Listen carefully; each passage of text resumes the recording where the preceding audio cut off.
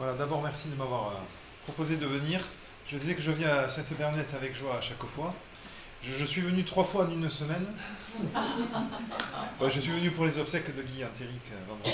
Et puis j'étais donc avec les jeunes pros mardi soir sur le même sujet. Voilà.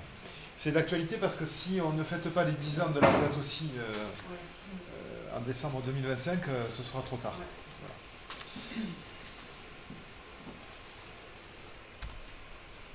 Le thème de ce soir, voilà, c'est à la fois parler des 10 ans de l'encyclique et puis bien s'interroger sur ce que c'est l'écologie intégrale, parce que finalement c'est ce que le pape François nous a légué. En 2 mots, pour ceux qui ne me connaissent pas, je vous dis qui je suis.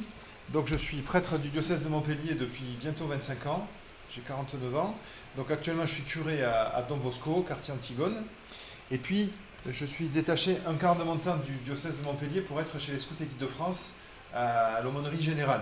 Donc je passe un peu de temps à Paris ou à Janville pour l'aumônerie des Scouts et Guides de France.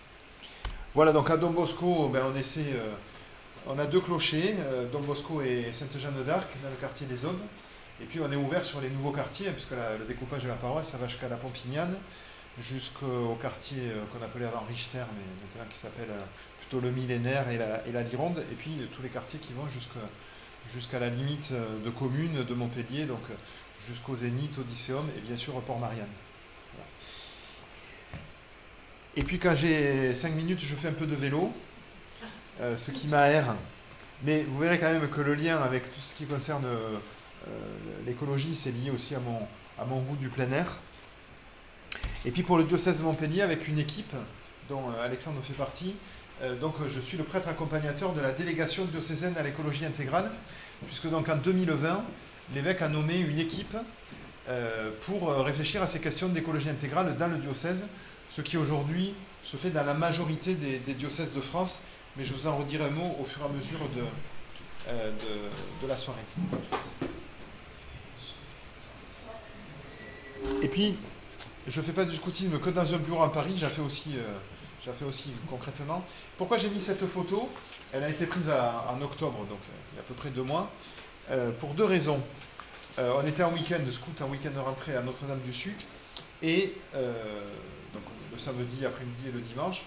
Le soir, on avait prévu de faire un repas cuit au feu, et puis le feu avait pour objectif après de faire de la lumière pour la veillée. Et en fait, personne n'avait un briquet sur lui. Le seul briquet que nous avions, c'était celui qui était dans ma valise de chapelle, donc la valise qui permet de célébrer la messe quand on est en plein air. Voilà. Et puis, moi je me suis dit, mais j'allume un feu, ce que je sais faire normalement, mais ça fait des mois et des mois que je n'ai pas fait un feu, même en faisant du scoutisme, parce qu'on ne fait plus de feu à cause du risque d'incendie, etc. Avant c'était interdit sur quelques mois de l'année, et puis aujourd'hui il y a un arrêté préfectoral dans l'Hérault qui interdit de faire du feu du 1er janvier au 31 décembre. Et enfin, ces enfants qui sont là, qui habitent à Antigone, ils n'avaient jamais fait un feu scout de leur vie. Bon, vous voyez le monde dans lequel on est très urbain, et le lien avec la nature, on l'a un peu perdu. Voilà un peu pour amorcer les choses. Je vous propose de parler jusqu'à 20h15, et puis après de garder un petit temps pour l'échange. Maintenant, si je vais trop vite, parce que j'ai beaucoup de choses à dire, ou si vous ne comprenez pas, vous m'arrêtez. Le plan que je vous propose, il est en 3 points. D'abord, regarder d'où l'on vient. Deuxièmement, voir ce que c'est l'écologie intégrale au bout de 10 ans, donc de la parution de l'encyclique Laudato Si. Et enfin, parce que c'était quand même le sujet de ce soir, voilà, savoir s'émerveiller et garder l'espérance dans un monde qui parfois en manquerait.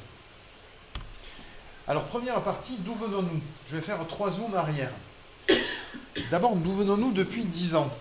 Depuis donc la COP 21, qui avait lieu à Paris, vous en rappelez, donc en décembre 2015, donc c'était exactement 10 ans. Alors, c'est pas anecdotique, c'est vrai. Peut-être ça va vous faire sourire.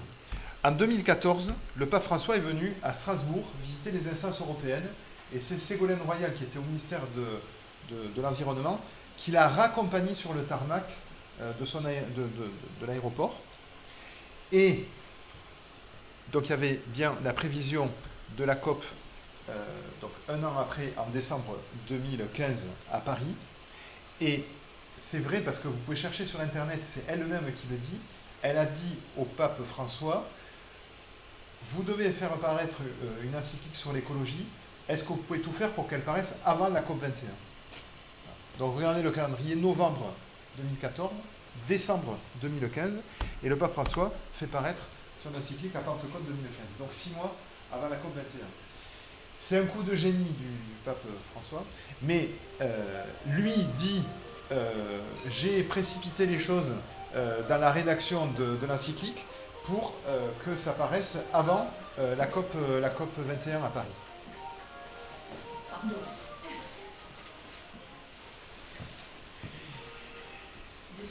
Aujourd'hui, eh bien, ça s'est fini la semaine dernière, donc 10 ans après. La COP 30 était donc à Belém au Brésil. En Amazonie, j'en parlerai tout à l'heure un tout petit peu de l'Amazonie. Parfois on se dit, mais est-ce que les choses ont changé? On ne va pas répondre oui ou non, mais est-ce qu'en 10 ans, les choses ont réellement changé? Parce que l'accord de Paris, c'est un accord où 192 chefs d'État et de gouvernement ont signé en disant, nous nous engageons tous pour lutter contre un réchauffement supérieur à 1,5 degré à la fin du siècle, du 21e siècle. Et aujourd'hui, certains experts, très récemment, disent mais ce 1,5 degré en moyenne à la surface de la planète, on y est déjà. Donc qu'est-ce que ce sera donc c'était il y a 10 ans, qu'est-ce que ce sera dans 75 ans de plus? Ça c'est pour faire un peu le paysage au bout de 10 ans. Deuxième zoom arrière, d'où venons-nous depuis 60 ans? Parce qu'on va quand même parler d'un texte d'un pape. Le Concile Vatican II, vous le savez, c'était 1962-1965. On fête d'ailleurs lundi, le 8 décembre, les 60 ans de la clôture du Concile Vatican II. Et pendant cette période-là, eh bien, nous avons eu il y en a eu 5 parce que Jean-Paul Ier n'est pas resté très longtemps, 4 papes que vous connaissez tous. Évidemment, selon notre génération, on est plus sensible à tel ou tel. Mais le pape François donc s'inscrit dans la succession donc, de Paul VI, de Jean-Paul II, de Benoît XVI, et puis plus récemment, depuis 6 mois, le pape Léon, dont je dirais un mot, mais en passant. Alors qu'est-ce qu'ils nous ont légué ces papes? D'abord, Paul VI, c'est lui qui a clôturé le Concile Vatican II qui avait été convoqué par Jean XXIII. Lui, il a tout fait pour qu'il y ait des relations qui s'instaurent, donc dans les années 60, entre les pays du Nord et les pays du Sud, et c'est lui qui a amorcé la question du développement des peuples. Les pays riches ont investi de l'argent, des moyens, des personnes, des chercheurs pour aider au développement des peuples. Vous savez qu'en France, donc, il y a l'Agence française au développement, donc l'AFD, qui débloque beaucoup d'argent chaque année pour aider les pays en développement à développer l'école, l'agriculture, l'accès à l'eau potable, qui aident ces pays à se développer. Évidemment, il n'y a pas que la France, les pays développés consacrent beaucoup d'énergie et d'argent. Le pape Jean-Paul II, peut-être c'est celui qu'on connaît le plus parce qu'il est resté longtemps.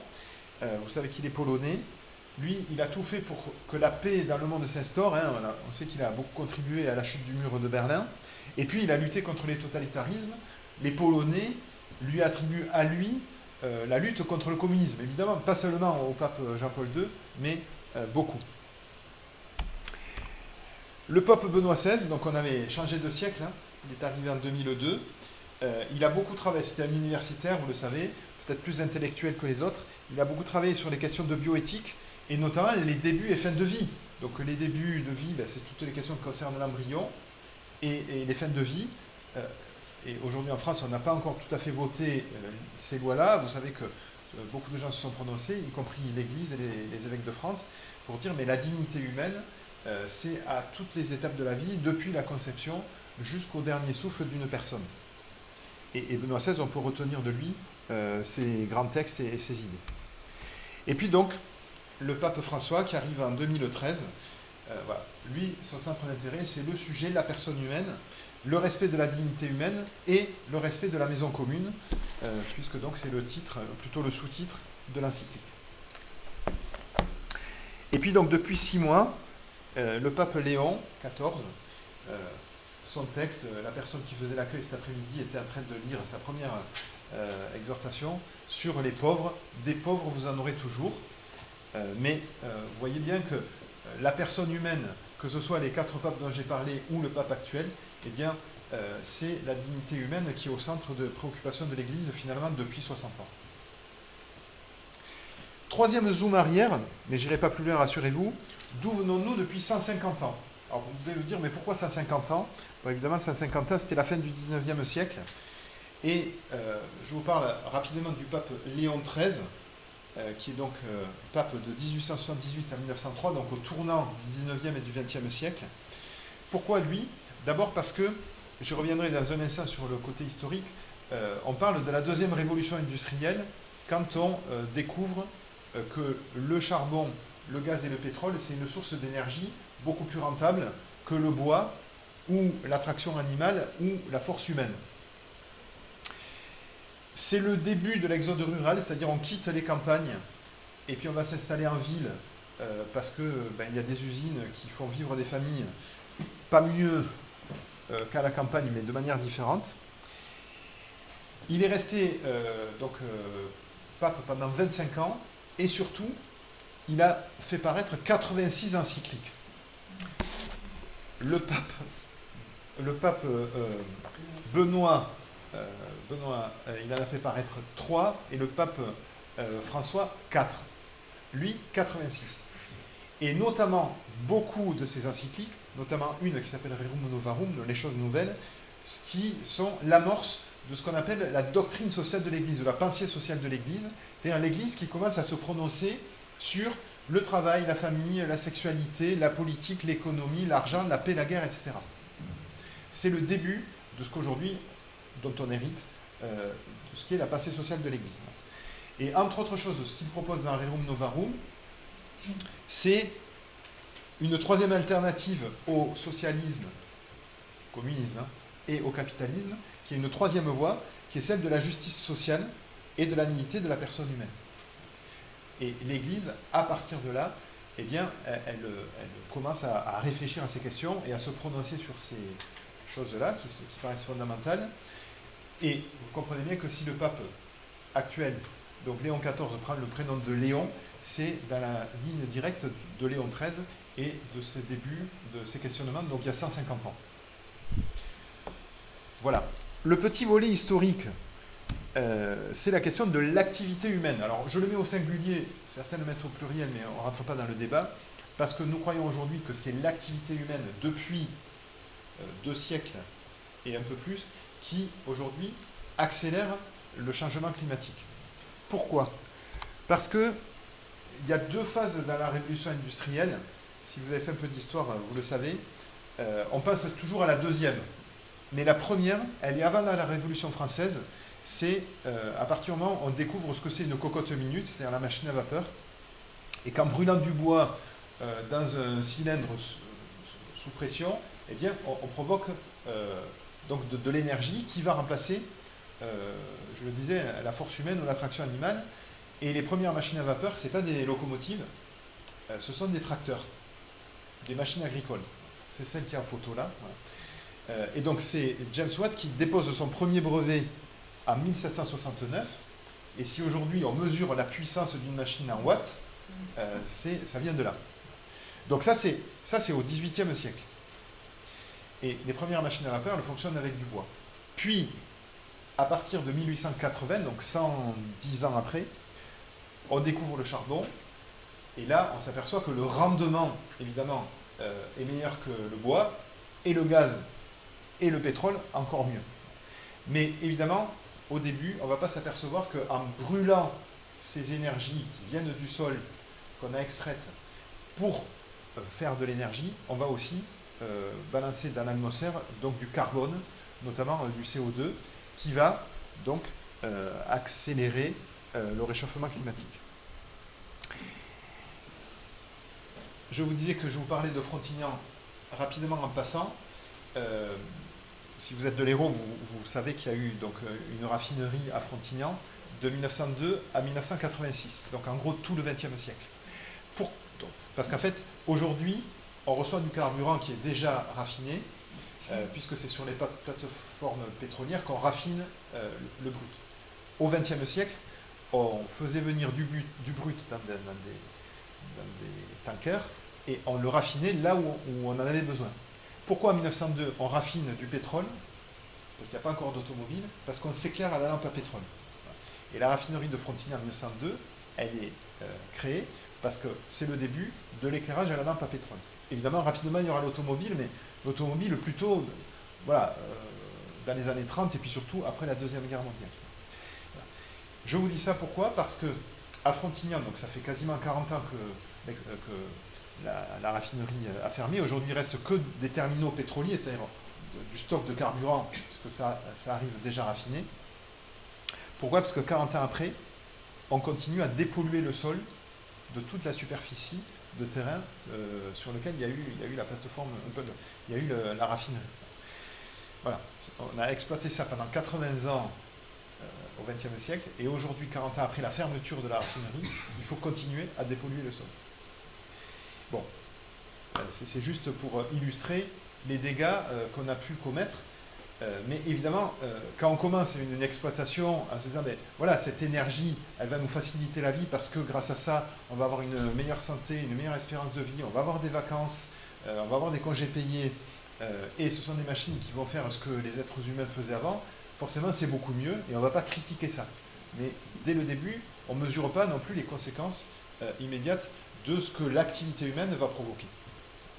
Et l'activité humaine, eh bien, elle va accélérer un phénomène naturel qui est l'effet de serre. Alors ça, c'est très important de se dire l'effet de serre. Heureusement qu'il est naturellement présent sur la planète Terre. Pourquoi? Parce que la vie est présente sur la planète Terre dans le système solaire et uniquement sur la Terre, parce que grâce à l'effet de serre, la planète Terre est tempérée et l'eau est présente sous ces trois formes. Donc on a des glaciers, on a de l'eau liquide, et heureusement qu'on en a, pas uniquement les océans, mais aussi les sources, les rivières, les glaciers, etc. Et puis, on a de la vapeur d'eau, notamment dans les nuages, qui permet au cycle de l'eau de faire en sorte qu'il pleuve, que ça remplisse les nappes phréatiques, que ça permette d'avoir de l'eau douce, que ça remplisse les rivières, que ça retrouve dans la mer, qu'il y ait l'évaporation, et ainsi de suite. Et heureusement que l'atmosphère garde une partie des rayons du soleil pour qu'il fasse une température plutôt modérée, tempérée, à la surface de la Terre. Et heureusement que ça y est. Mais l'activité humaine dont je parlais il y a un instant, et notamment le fait qu'on envoie dans l'atmosphère du carbone, ça aggrave l'effet de serre. C'est ce qu'on appelle l'effet de serre additionnel ou anthropique, c'est-à-dire lié à l'activité de l'être humain. Et c'est ça qui fait que le climat change. Alors, il se réchauffe, mais pas que. Il se dérègle aussi. Parce que là où il fait très chaud, il fera encore plus chaud. Là où il pleut déjà, il pleuvra encore plus, notamment les cyclones, les ouragans, et ainsi de suite. Il faut faire attention quand on parle de dire, voilà, on parle souvent de réchauffement climatique. Bon, en tout cas, il vaut mieux parler de changement climatique à cause de l'effet de serre qui est lié à l'activité humaine. Voilà, donc ça c'est d'où nous venons depuis 10 ans, depuis 60 ans, et puis depuis 150 ans. Est-ce que ça va? Deuxième partie, l'écologie intégrale, aujourd'hui, 10 ans après la publication donc, de l'encyclique Laudato Si du pape François. Donc je vous ai dit quand ça a été publié. Je me suis amusé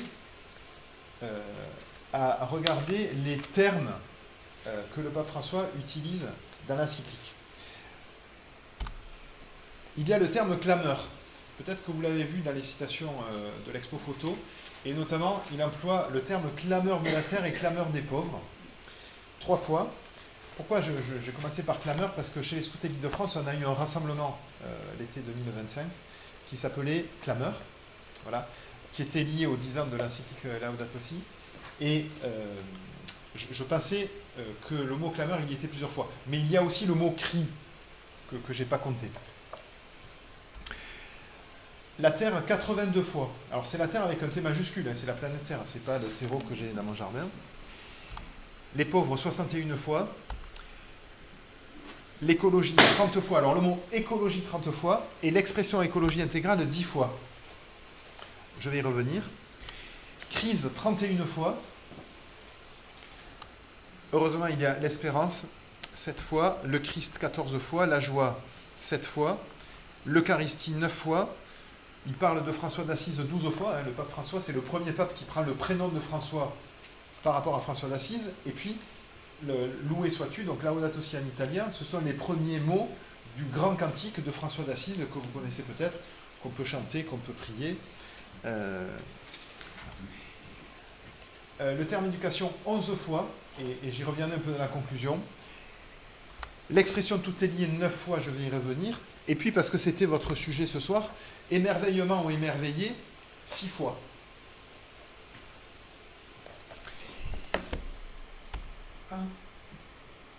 Alors, après, je donnerai à Aliette ou à Alexandre le diaporama. Je vous le ferai passer sans problème. Alors, je vous le ferai passer sans les photos, parce que sinon c'est trop lourd. Mais tous les textes, vous les aurez. Mais prenez des notes, ça vous permet de suivre.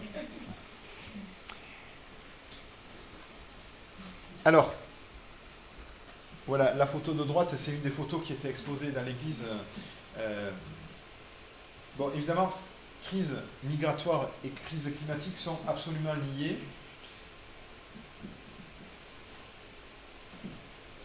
J'ai mis cette photo de Ocean Viking, hein, vous connaissez l'association SOS Méditerranée. Bon, le pape François, vous savez que son premier déplacement, donc dès 2013, il sort du Vatican pour la première fois, vous savez où il va? À Lampedusa. Voilà. C'est un signe fort qu'il a voulu poser. Et alors, on parle parfois des migrants climatiques, mais pour être précis, on devrait parler des déplacés climatiques. Pourquoi? Parce que dans la définition, les migrants sont des personnes qui choisissent d'elles-mêmes de quitter leur pays pour partir ailleurs. Alors que quand on est déplacé, c'est qu'on est forcé de quitter son pays pour aller ailleurs. Alors, parfois on va vite, hein. On dit les migrants climatiques, mais pour être plus précis, on devrait parler des déplacés climatiques. Et évidemment, ceux qui quittent leur pays, qui traversent le désert, qui traversent la Méditerranée et qui pensent que ce sera mieux en Europe, ce qui est certainement vrai, eh bien, c'est par la force des choses, parce que dans leur pays, il fait 50 degrés, on n'accède plus à l'eau potable, il y a des problèmes d'agriculture, d'alimentation, de perte de biodiversité, et aussi de conflits, de corruption, de guerre, qui sont liés à tout ça. Est-ce que certains parmi vous ont déjà eu l'occasion de participer à une fresque du climat? Ça vous dit quelque chose? Voilà. Yves Pouget était venu en animer une ici il y a 1 an ou 2. Voilà. Quand on fait la fresque du climat, donc c'est un jeu qui dure 3 heures quand même pour être sensibilisé au changement climatique, mais vous pouvez le faire à nouveau. On place des cartes sur une table et après on fait une fresque, et ces cartes on les classe dans un ordre logique et chronologique en fonction des causes et des conséquences. Et la fresque du climat, elle se finit par les 4 cartes, qui sont donc les conséquences ultimes de tout le changement climatique. Les premières cartes, c'est l'activité humaine, et les 4 dernières, c'est ça, c'est les guerres, les conflits et la corruption. Voilà. C'est les problèmes d'alimentation et d'agriculture, c'est la perte de la biodiversité, et c'est les problèmes de santé humaine qui sont liés au changement climatique. Quand il fait des canicules ici, il en a fait 2 cette année, hein, période de canicule, une fin juin et une au mois d'août.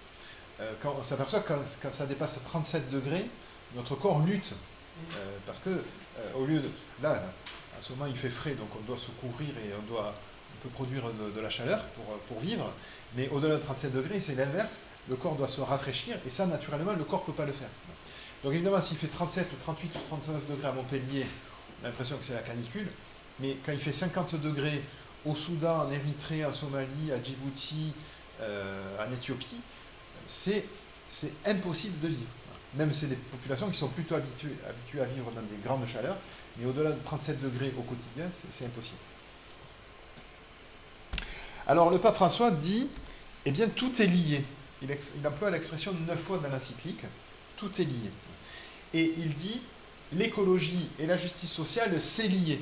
Et c'est inséparable. On ne peut pas parler de la... Alors, vous avez vu que le mot écologie, il faut faire attention quand on l'emploie. Évidemment, ce n'est pas seulement la météo, c'est plus que ça. Mais il ne faut pas les opposer, et on ne peut pas parler de l'un sans parler de l'autre. Et puis, il dit, quand on s'interroge sur ces questions, on doit prendre en considération qu'il faut s'interroger sur les questions anthropologiques, c'est-à-dire la place de l'être humain, les questions sociales et les questions environnementales. Et dans le tableau que je vous dresse là depuis un quart d'heure, eh bien, on s'aperçoit qu'on ne peut pas séparer l'un et l'autre. On ne peut pas s'intéresser seulement à la météo ou au climat si on ne s'intéresse pas à l'être humain et si on ne s'intéresse pas à l'être humain dans la société dans laquelle il vit. Évidemment, le pape nous invite à nous interroger à notre rapport au monde qui nous entoure et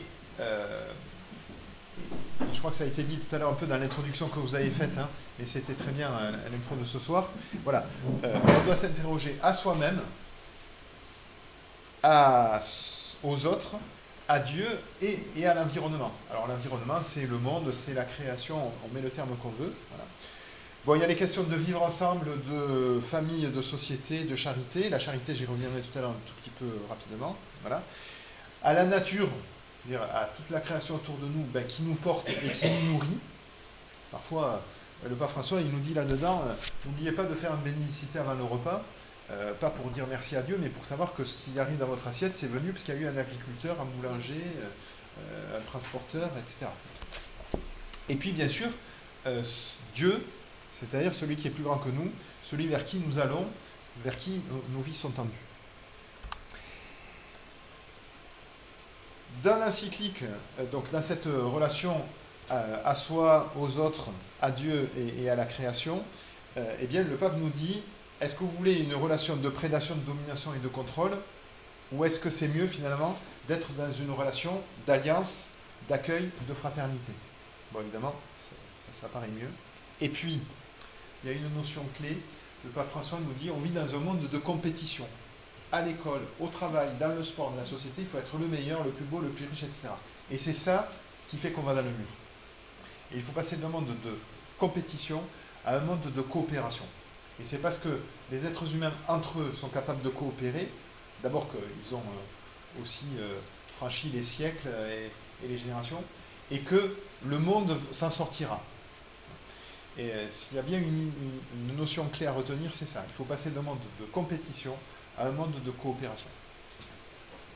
Si pendant le carême, vous utilisez des outils qui sont proposés par le CCFD Terre Solidaire, il y a beaucoup d'activités que le CCFD nous propose qui sont des jeux coopératifs. C'est-à-dire, en fait, on ne peut arriver au bout de l'activité ou du jeu que si tout le monde participe et si tout le monde gagne. C'est pas un jeu où on est en compétition, mais c'est ça, un jeu coopératif, et c'est une bonne illustration de ce que devrait être en réalité le monde. Et puis le pape François, il nous dit, en fait, on doit travailler sur la qualité des relations humaines. On doit préférer le dialogue et l'enrichissement mutuel plutôt que de juger que tout est bien et tout est mal. Parce que parfois, on a dans notre tête, mais c'est naturel, hein, moi le premier, on me dit, c'est bien ou c'est pas bien, ou c'est blanc ou c'est noir, ou... non. Le monde, il n'est pas coupé en deux au couteau, et puis on est plutôt voilà, dans un dialogue. Et pourquoi il dit ça? Et je vous parie, même si je ne le connais pas beaucoup, hein, que le pape Léon, ça va être son leitmotiv. Il dit il faut que les religions se parlent.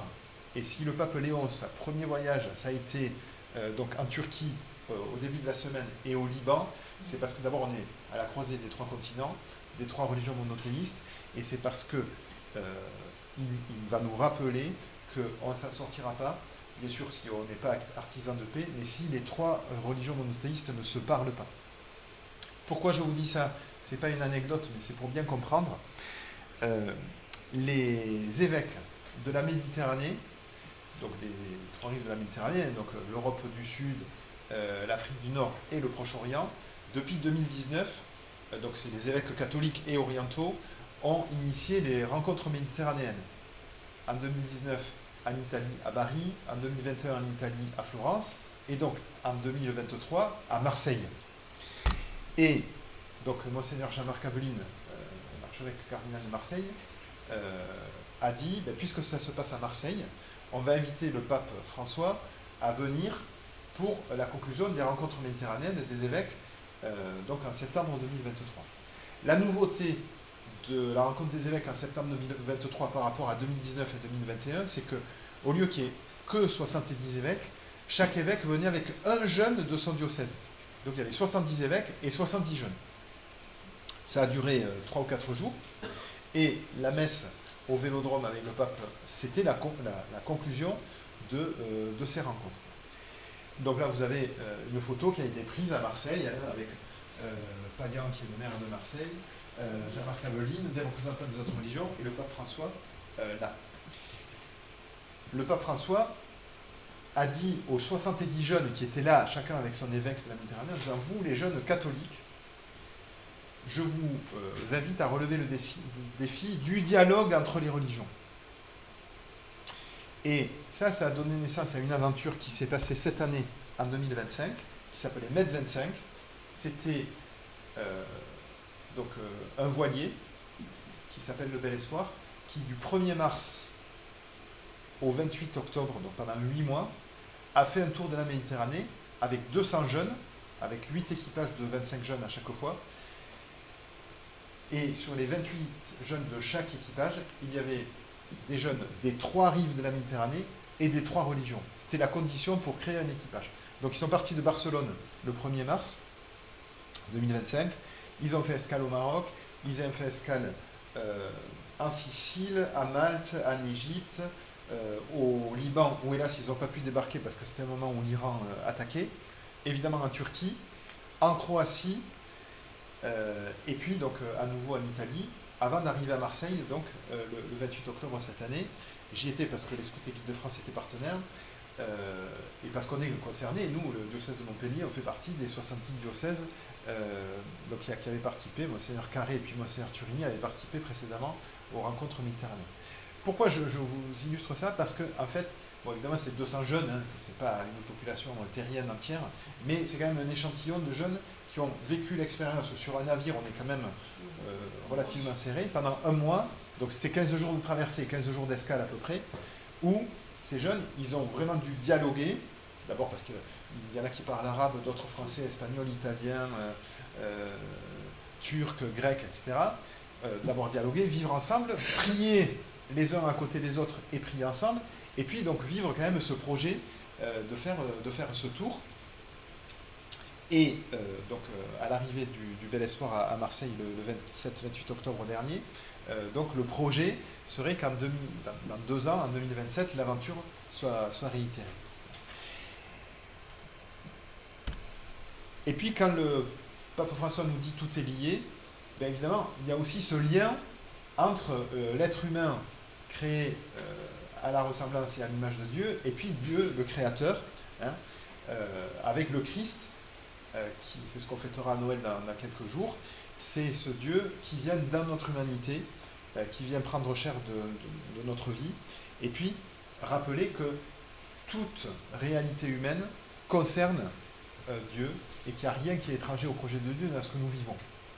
Ça, c'est déjà pour un peu anticiper la conclusion sur l'espérance. Voilà. Et puis je l'ai dit, mais je le redis, hein, le pape François, il nous invite à avoir une qualité dans nos relations humaines, dans tout ce que nous entreprenons, dans sa famille, dans son immeuble, dans son entreprise, dans sa paroisse, dans son groupe de scout, sa chorale, son club de sport, son assoce de solidarité. Voilà. C'est la qualité de la relation qui fait aussi que tout est lié et que nous vivons là l'écologie intégrale. Ça va? Alors, il faut définir maintenant ce que c'est l'écologie intégrale. Peut-être que vous ne le savez pas, mais le mot écologie, pour la première fois, il a été utilisé donc, au 19e siècle par un biologiste allemand qui s'appelait Haeckel. Et puis, l'étymologie de écologie, donc oikos, c'est la maison, et puis logos, donc c'est la science sur, le discours sur la maison. Donc l'écologie, c'est la science sur la maison, sous-entendu la maison commune, on va y venir. Alors il y a la même racine dans économie. L'économie, c'est la loi qui régit la maison. Dans écuménique, qui concerne la maison habitée ensemble. Et puis, c'est un scoop, peut-être que vous n'avez jamais trop réfléchi à ça, mais non seulement il y a la même racine, mais il y a le mot en entier, dans le mot gynécologie. Il y a le mot gynécologie, il y a le mot écologie en entier.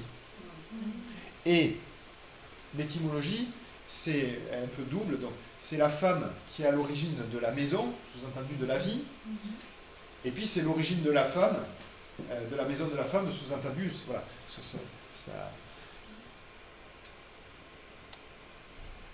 voilà, la femme qui se trouve être à l'origine de la vie et de la maison commune. Donc ça c'est l'écologie intégrale. Donc intégrale, ça veut pas dire que ce soit exclusif, au contraire, c'est inclusif. C'est-à-dire que dans la réflexion, ça inclut la Terre et ses habitants. Et puis on a parlé aussi d'éducation intégrale, donc prendre la personne dans son intégralité, et pas simplement son corps, son cœur, sa tête, son intelligence ou ses pieds, mais c'est dans son intégralité. Donc l'encyclique, elle est sur la sauvegarde de la maison commune. Sur cette édition, il n'y a pas le sous-titre, mais sinon, il y a le sous-titre, voilà, sur la sauvegarde de la maison commune.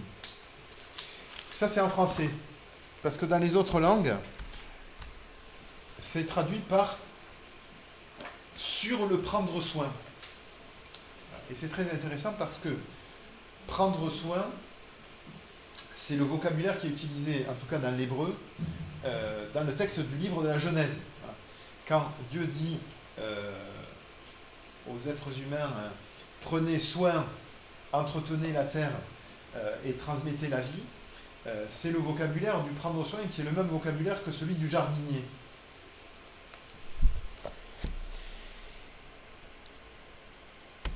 Et puis le pape François, en 2020, sortira une autre encyclique qui s'appelle Fratelli Tutti, donc sur la fraternité universelle et sur l'amitié sociale, qui est un peu le deuxième volume de la première encyclique.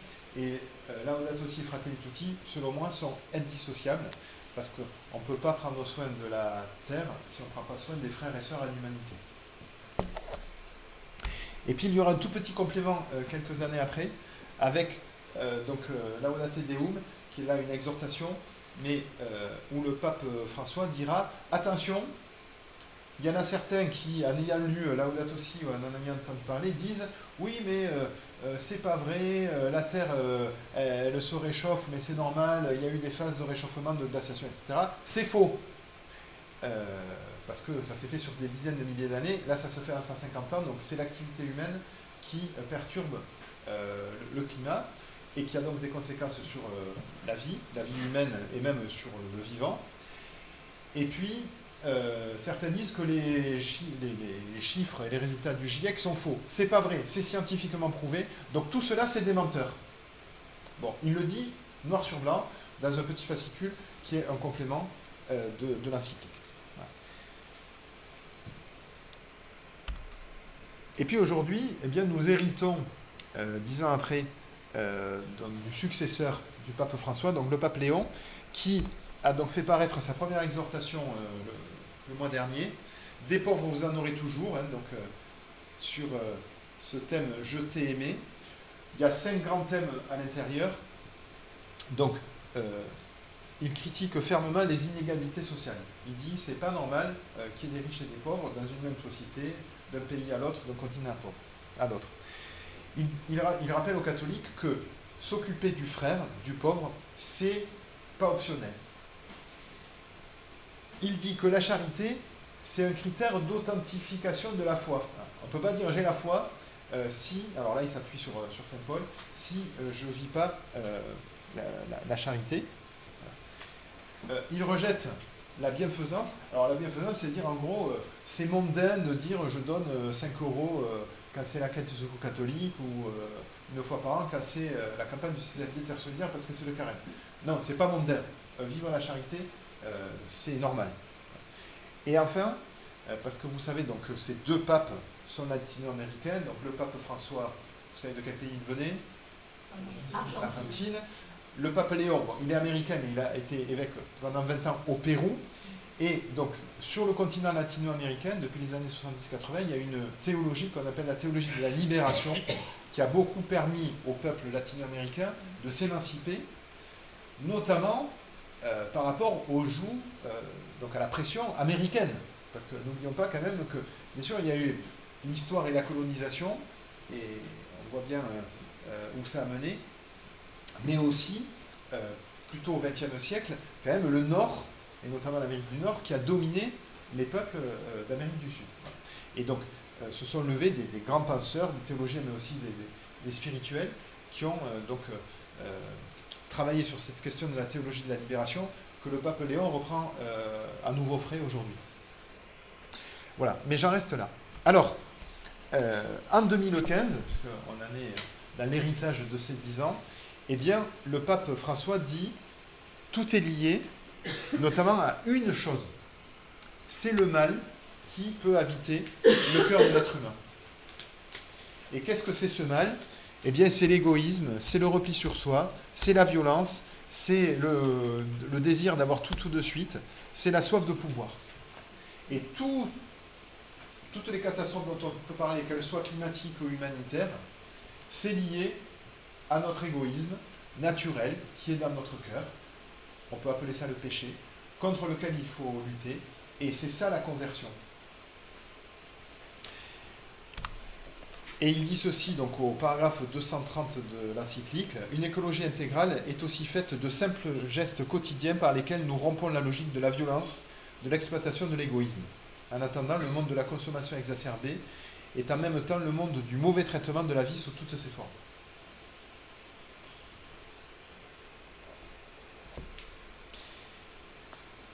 Alors, tout est lié, c'est le titre de la 4e partie de l'encyclique.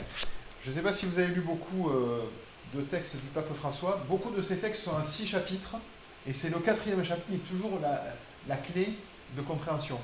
Les titres des chapitres, je vous l'ai dit, donc le premier chapitre, c'est tout ce qui se passe dans la maison commune. Chapitre 2, l'évangile de la création. Chapitre 3, les causes humaines, c'est ce que je disais juste avant, de la crise écologique. 4e chapitre, clé, l'écologie intégrale. Et puis, 5 et 6, c'est plutôt pour nous projeter en avant et nous donner l'espérance. 5e chapitre, quelques lignes d'orientation et d'action. Et 6e chapitre, éducation et spiritualité à l'écologie. Donc le pape François dit tout est lié, je l'ai exposé. Il dit aussi tout est donné. D'abord, tout est donné par grâce. Nous croyons que la vie nous est donnée par amour, par Dieu. Et si ma vie est un cadeau de Dieu, la vie de mon voisin ou de ma voisine, c'est aussi un cadeau de Dieu. Et celui qui habite à l'autre bout du monde, il est aussi aimé de Dieu, et sa vie est aussi un cadeau de Dieu. Tout est donné. Tout est donné, c'est aussi croire que notre monde est fini. Et vous savez que les scientifiques disent que l'eau que nous buvons aujourd'hui, c'est la même eau que buvaient les dinosaures. Et il n'y a pas un atome de carbone, d'hydrogène ou d'oxygène de plus aujourd'hui qu'au début de la création de notre univers, et il n'y en aura pas plus demain. Notre monde, il est limité, et c'est pas open bar, c'est pas illimité. Tout est donné. Mais aussi croire que celui qui est assis à côté de moi, ou mon voisin de palier, ou mon collègue de travail, c'est aussi un don de Dieu. Parfois, on a du mal à se dire, voilà, mais cette personne-là, c'est aussi un don de Dieu. Et puis, il dit aussi, tout est fragile. Alors ça nous paraît évident. Évidemment, la vie est fragile, et j'évoquais les débuts et fins de vie tout à l'heure.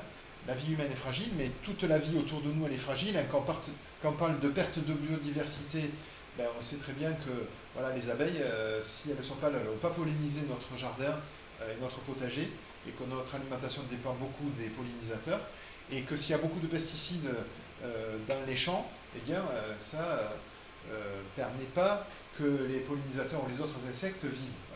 Et tout est fragile. Mais il dit aussi, la vie est fragile, la vie humaine est fragile, la vie non humaine est fragile, hein, donc ce qui est fragile, c'est les animaux, les végétaux. On parle aussi beaucoup de l'océan et de la forêt. Voilà, vous savez que c'est des puits de carbone et que c'est fragile. Mais les institutions humaines sont aussi fragiles. La paix, c'est fragile, et la paix, il faut la choisir tous les matins. La démocratie, c'est fragile. Voilà. Moi, je crois que la construction européenne, elle est fragile, voilà, et que c'est pas gagné, et que tout ça, c'est fragile. Voilà. Donc, tout est donné, tout est lié, tout est fragile. Mais, et ça, il le dit plutôt dans l'exhortation Laudate Deum, mais tout est encore possible. Alors, parfois, je me dis, est-ce qu'il faut dire « et tout est encore possible » ou est-ce qu'il faut dire « mais tout est encore possible ». Bon, on pourra débattre tout à l'heure. En tout cas, tout est encore possible, c'est-à-dire, on peut continuer à fausser dans le monde. Voilà. Mais on peut aussi croire que l'être humain, il est capable de solidarité, d'entraide, on l'a dit tout à l'heure, et grâce à ça, il est encore possible de ne pas foncer dans le mur sur les grandes questions dont on a parlé, hein, notamment du climat, mais aussi de toute la perte de la biodiversité et des risques que courent l'océan, la forêt, les abeilles, quand tout ça se dérègle. Voilà. Et ça, c'est l'écologie intégrale selon le pape François. Donc tout est lié, tout est donné, tout est fragile et tout est encore possible. Et il dit ça au paragraphe 156 de l'encyclique. L'écologie intégrale est inséparable de la notion de bien commun, un principe qui joue un rôle central et unificateur dans l'éthique sociale. Un mot sur ce que c'est le bien commun. Le bien commun, je dis ça pour que ça soit assez simple à comprendre, le bien commun, c'est ce à quoi nous aspirons tous, ce dont nous avons tous besoin, ce dont nous rêvons tous. Ça, c'est le bien commun. Mais pour lequel on doit tous travailler pour y accéder. Donc, par exemple, la paix, c'est un bien commun. On aspire tous à la paix. Mais si un pays envahit ou bombarde le pays d'à côté, eh bien, la paix, elle est foutue. Alors que tous les autres vont travailler et œuvrer pour la paix. Vivre dans un pays où on respire de l'air de qualité, où on a de l'eau potable et où nos sols sont de qualité pour notre agriculture et pour nos élevages, c'est ça le bien commun. Et on y aspire tous. Mais il suffit qu'il y ait un pollueur de l'air, du sol ou de l'eau pour qu'on ne puisse pas obtenir ce bien recherché. C'est ça le bien commun. Et donc il y a un lien très étroit entre l'écologie intégrale et la quête du bien commun. Voilà. Alors, je vais un peu vite parce qu'évidemment le temps tourne. Je reviens un tout petit peu, pas sur ces grandes dates, mais voilà. Juste pour faire le monde dans lequel nous vivons aujourd'hui, qui est en bas de l'écran, là je ne vous fais pas le dessin. Et puis d'où nous venons, là, puisque j'ai essayé de revenir 150 ans en arrière à peu près. Évidemment, on peut se dire, d'abord, il y a quand même il y a un quart de siècle qui s'est écoulé depuis qu'on est au 21e siècle. Quand j'étais petit, on pensait que l'an 2000, ça allait être le summum. Et puis, finalement, on s'est aperçu que ce qu'on avait fait, surtout au XXe siècle, et surtout dans les 30 glorieuses, où on pensait que ça y est, c'était l'Eldorado, parce qu'on avait de l'argent, on avait des vacances, on avait des voitures, on avait des loisirs, et puis qu'on avait reconstruit notamment l'Europe grâce à l'argent des Américains. Ils n'ont pas donné, hein, ils l'ont fait à crédit. Eh bien, on était devenu la civilisation idéale. Et en fait, on s'aperçoit qu'au tournant du XXIe siècle, ce n'était pas du tout le cas. Voilà. Ce qui, entre guillemets, ces 2 mois-là, on a vécu une civilisation du tout jetable, du tout bagnole, du tout plastique. Voilà. Et c'est là qu'on s'est planté. Alors, on pourrait se dire, mais aujourd'hui, ça y est, on est en 2025. 2025, c'est fini dans 3 semaines. Ça fait 10 ans qu'on a reçu ce texte du pape François. Le pape François, il est mort cette année. On lui a rendu hommage. Vous vous rappelez, là, quand il est mort fin avril. Qu'est-ce qu'on garde? Pourquoi? Parce que, évidemment, on pourrait se dire, ça, c'est rangé dans la bibliothèque, ça fait partie du texte du magistère, et puis on va passer à autre chose. Sauf que là, quand même, une fois qu'on a lu ça, si on ne le met pas en application, quand même, on n'est plus trop en cohérence avec... voilà. J'aime bien dire, on n'est pas trop aligné entre ce à quoi on croit, voilà, un Dieu d'amour, un Dieu sauveur, voilà, ce que l'on dit, hein, notre discours, et puis notre mode de vie. Il faut s'aligner entre notre foi, finalement, notre discours, et puis nos actions. Et puis, je crois, on ne peut plus faire comme avant, comme si on ne savait pas, etc. C'est plus possible. Ceux qui continuent à faire comme avant, soit ils sont inconscients, soit ils sont sourds, soit ils n'ont pas de cerveau, ou en tout cas ils n'ont pas de cœur. Et puis vous connaissez cette phrase de Jésus dans l'évangile, quand les 2 frères demandent de l'héritage, et puis il leur dit, mais tu es fou, parce que cette nuit on te redemande ta vie. Bon. Et puis il y a un psaume qui dit, dans la tombe tu n'emportes rien. Alors ça, je passe un peu vite, pour passer à la 3e partie, puisque c'était quand même votre sujet ce soir, comment savoir s'émerveiller et garder l'espérance. Alors, le pape, il en parle vers la fin de l'encyclique. Il dit une écologie intégrale implique de consacrer un peu de temps à retrouver l'harmonie sereine avec la création, à réfléchir sur notre style de vie et nos idéaux, à contempler la création et le créateur.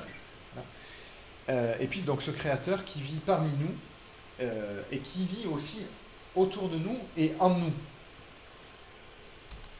Alors, j'ai un peu réfléchi. Savoir s'émerveiller. Bon. Quand j'étais petit, au printemps, c'était normal de voir des papillons. Aujourd'hui, si vous voyez un papillon au mois d'avril, mais c'est tellement rare que vous avez envie de le prendre en photo. Bon. Mais qui dit, ce que je disais par rapport aux pollinisateurs, c'est vrai, hein? Voilà. Donc savoir s'émerveiller, évidemment, devant le vivant. Savoir s'émerveiller aussi devant le créateur.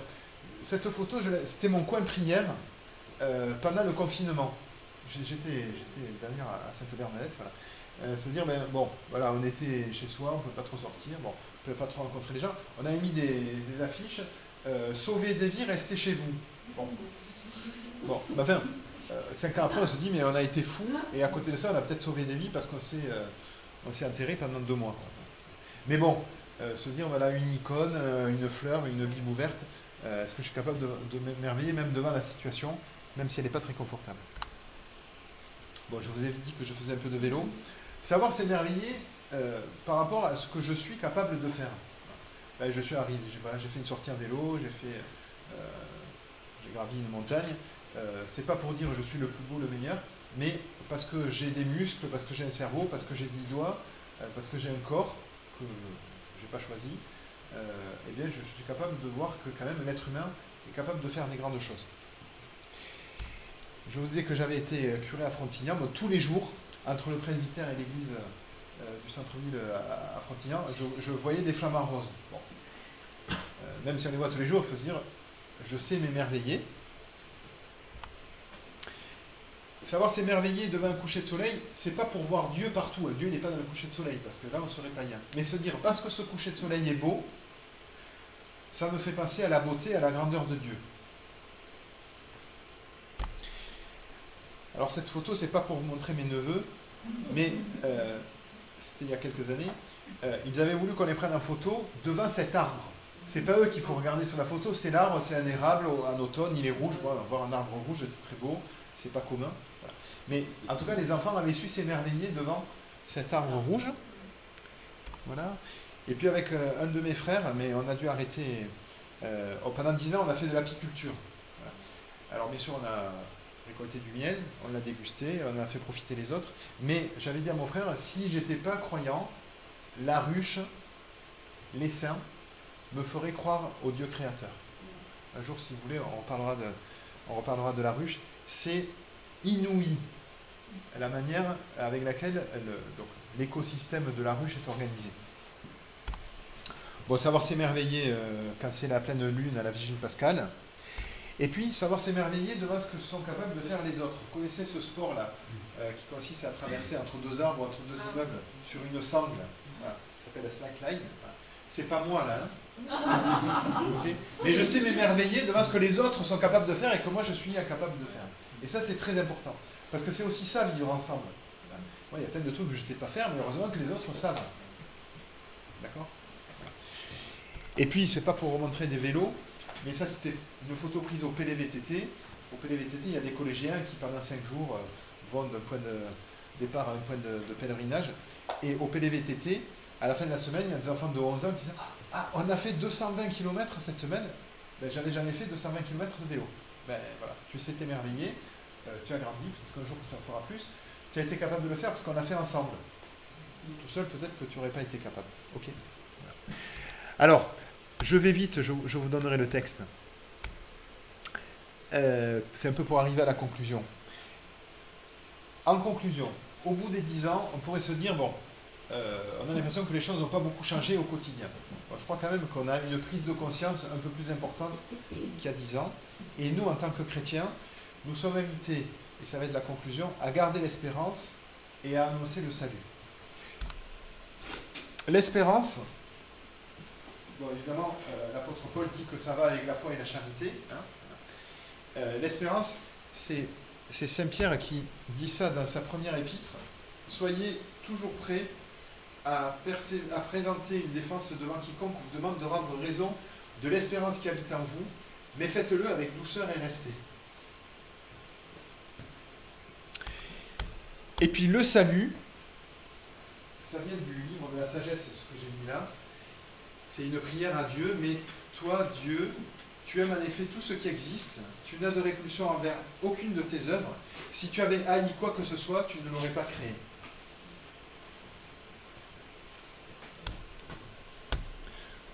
Alors, en guise de conclusion, l'espérance, je vais dire, vivre la conversion écologique, c'est croire que toute action qui respecte la Terre et tous ses habitants, chaque jour, nous rapproche de Dieu. C'est un peu ce que j'ai essayé de dire tout à l'heure, juste après l'Évangile. C'est croire que toute action qui respecte la Terre et ses habitants, chaque jour, ça me rapproche bien sûr de la Terre et des habitants, mais ça me rapproche aussi du Dieu créateur. C'est ça, vivre l'espérance.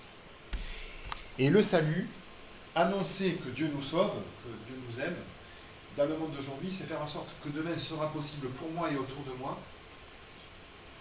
ici et ailleurs. Voilà. Et croire que ce monde est sauvé, croire que le Christ nous sauve, qu'il nous sauve du mal, du péché, de la mort, c'est croire que la vie, j'ai dit que la vie sera possible. C'est pas au conditionnel, hein, c'est au futur, et c'est tout faire en sorte pour qu'elle soit possible pour moi et autour de moi. C'est-à-dire ceux qui sont vivants autour de moi aujourd'hui, mais la génération future. Voilà. Et puis ici et ailleurs, c'est ici, mais aussi sur les autres continents. Alors, on dit souvent, et c'est notre foi, hein, que le Christ est sauveur, c'est ce qu'on fait à Pâques, c'est tout à fait juste, c'est tout à fait vrai, ne l'oublions pas. Mais, parfois, on oublie aussi que le Christ est créateur. Bien sûr, on dit que Dieu, le Père, est créateur, mais le Christ est créateur. Je m'appuie sur deux textes, sur le prologue de l'évangile de Saint Jean, hein, c'est ce qu'on lit, non pas la nuit de Noël, mais c'est l'évangile qu'on lit le jour de Noël. Au commencement était le Verbe, et le Verbe était auprès de Dieu, et le Verbe était Dieu. Il était au commencement auprès de Dieu. C'est par lui que tout est venu à l'existence, et rien de ce qui s'est fait ne s'est fait sans lui. Le Verbe de Dieu, la parole de Dieu, le Christ. À lui était la vie, et la vie était la lumière des hommes. Rien de ce qui est venu à l'existence ne s'est fait sans le Christ. C'est valable pour moi, c'est valable pour tout être humain, c'est valable pour tout le vivant. Et puis parce que le pape Léon est allé à Turquie pour célébrer les 1700 ans du concile de Nicée-Constantinople, dans le symbole de Nicée, on dit ceci: je crois en Dieu le Père Tout-Puissant, je crois en un seul Seigneur Jésus-Christ, le Fils unique de Dieu, né du Père en tous les siècles, et Dieu né de Dieu, lumière né de la lumière, vrai Dieu né du vrai Dieu, engendré et non pas créé, consubstantiel au Père, et par lui tout a été fait. Ça me paraît fondamental de le rappeler, parce que, bien sûr, le Christ nous sauve, mais le Christ nous crée, et il nous crée chaque jour. Bien sûr, nous ne célébrons pas que chaque dimanche, quand nous célébrons l'Eucharistie, quand la communauté chrétienne se rassemble, mais c'est chaque jour que le Christ nous crée. Et croire en la résurrection, c'est croire que nous sommes recréés, évidemment, quand notre vie terrestre est terminée, mais c'est croire aussi que chaque matin, nous sommes recréés par le Christ qui est sauveur et créateur. Voilà pour ce que je voulais vous dire.